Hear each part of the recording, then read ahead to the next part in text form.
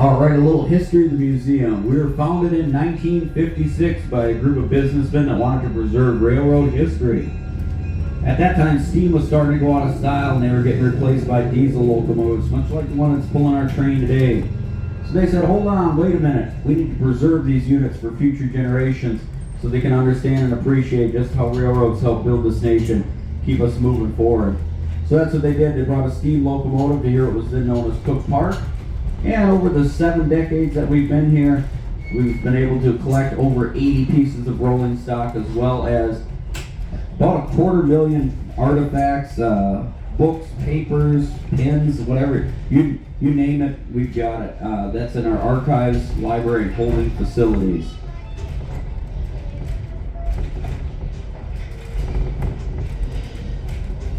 This red looking piece of equipment on the side is a Jordan spreader. You'll see the one with the wings right here on the interior side. Jordan spreader is pushed by a locomotive and they use the wings that they come down and they grade along the side of the tracks. It levels out any ballast as well, and in winter time it comes in handy as a pretty decent snow plow. You'll notice there's some fences and work trailers around here. Tomorrow they start construction on expansion of the museum, so over the next year or so we're going to be expanding the museum, expanding the back end out, and then also this wall here that you see on our side. Follow our Facebook page and our website. We'll kind of give you updates as we go along and let you know what's going on here at the museum. So at the end of our sidetrack here, we've got a big brown car named the Railway Express Agency car. So that was a parcel freight car that would be pulled with, it'd be pulled up by a passenger train, and you would have a lot of your stuff similar to like what you get delivered by FedEx, Amazon, UPS. That type of material would go on your REA car. And when they would come to the depot, they often had a truck, as you can see inside by the Eisenhower carriages. There would be a REA truck, and that would take your goods and deliver it to your doorstep. So pretty neat. If you haven't gotten a chance already, take a walk up the tower over here. It's 99 steps to the top. You get a wonderful view up and down the Fox River. You get a nice view over towards Lambeau and parts of Green Bay as well. So it's worth the climb. Something to definitely top off the rest of the day here. As I mentioned, the Fox River, that's what we've got right over here. You got a couple people power boating through there. I saw some jet skis earlier. Water looks a little bit choppy, but not too bad.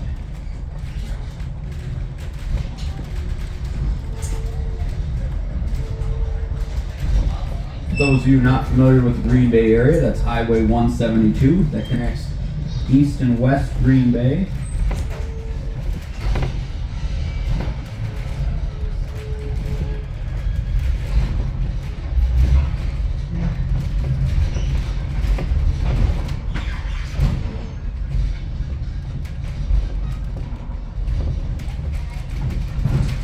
Right here, this big shed is the McCormick Train Pavilion, and there's half a dozen steam locomotives, 4 tracks of rolling stock.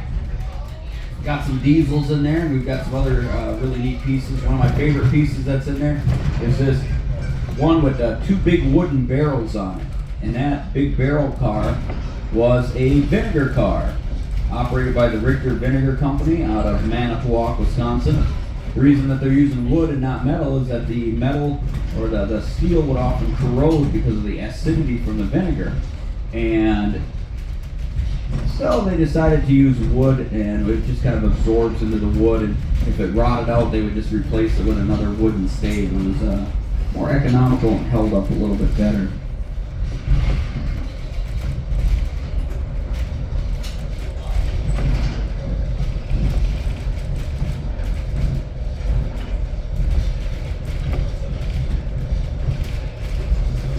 Alright, we're going to be coming across to our High Bridge here.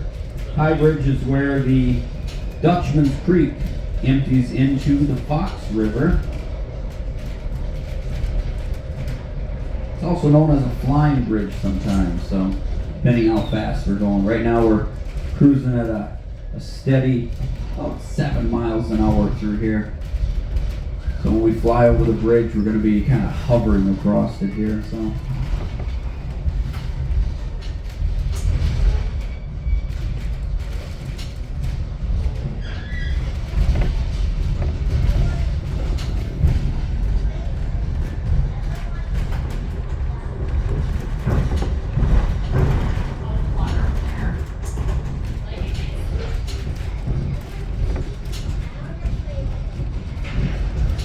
All right, once we cross over the bridge here, you're going to notice on the interior side there is a couple buildings in there. That's Terror on the Fox, Wisconsin's premier haunted house attraction. They do a pretty good job over there. In fact, actually, they're revamping it this summer. They're going to be moving a pirate ship in there for Terror on the Fox, and that operates from mid-September till about Halloween through Halloween or the day after they usually operate. So it's interesting. If you're into haunted houses, come on down and check that out.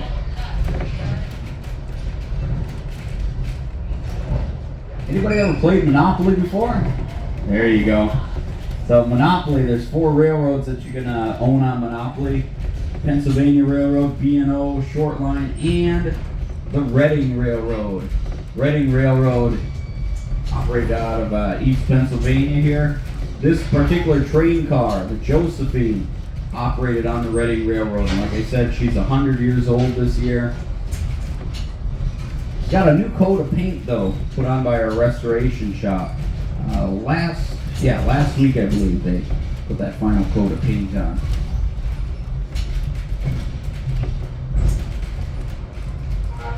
All right, engineer's gonna blow the horn and ring the bell here a few times. We're coming to an uncontrolled crossing. Just letting anybody that's in vehicles or on foot know that we're coming through.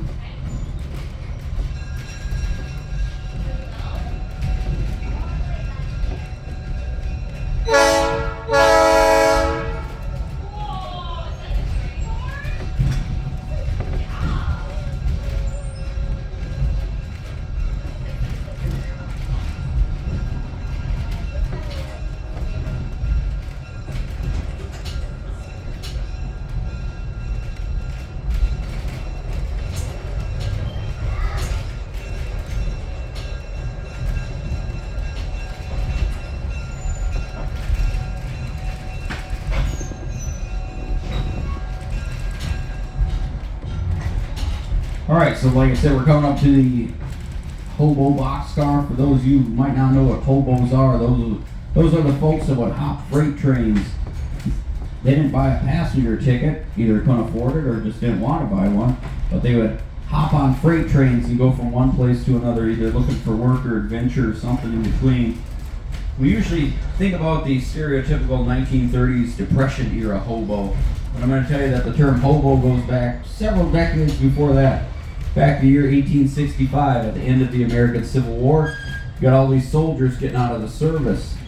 And sometimes you weren't paid by the Army right away, and sometimes you weren't paid at all, depending what side you're on.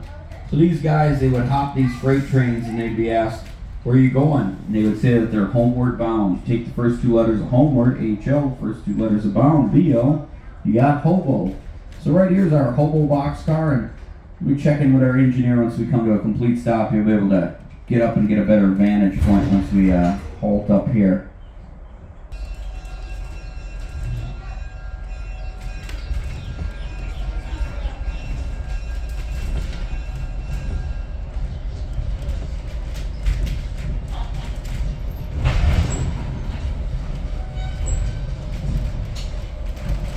Couple notes on some of the other cars. The one right ahead of us is a double-decker bi-level, built by American Car and Foundry for the Chicago Northwestern Railway.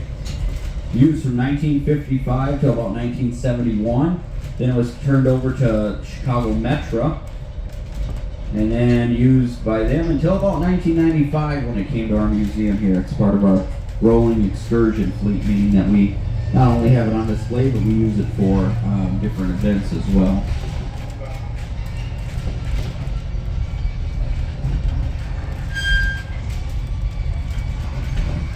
Going to be going over the low bridge here. On the interior side, excuse me, you're going to see some rock formations. Those are what's left of one of the earliest sawmills here in the upper Midwest. Commissioned about 1815. It was used to make lumber for a lot of the early buildings. Most notably Fort Howard, the U.S. Army fort that was over not too far from where the Neville Museum is. It was over by the old Chicago Northwestern Depot. Right now we're going to be going through a section called the Diamond. It's where two train tracks cross over each other. You'll kind of feel it and hear it as we go over this kind of a bumpy area. That crossing's not used.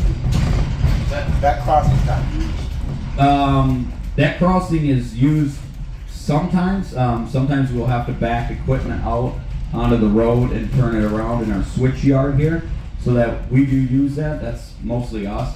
And then anytime they bring in new stuff, such as that CN 103 locomotive there, they'll bring it in that way. Canadian National helps us out. They drop stuff off, or usually they drop it off at the top of the spur over there, and then we just take one of our locomotives and pull it in.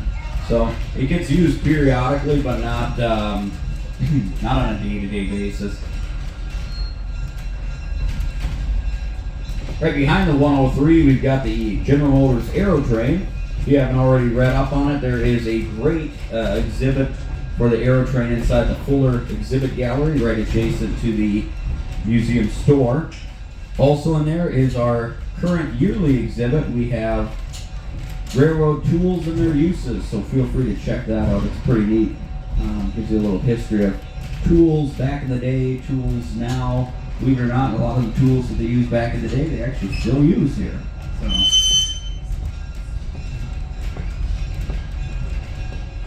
Going around one more here. Pastor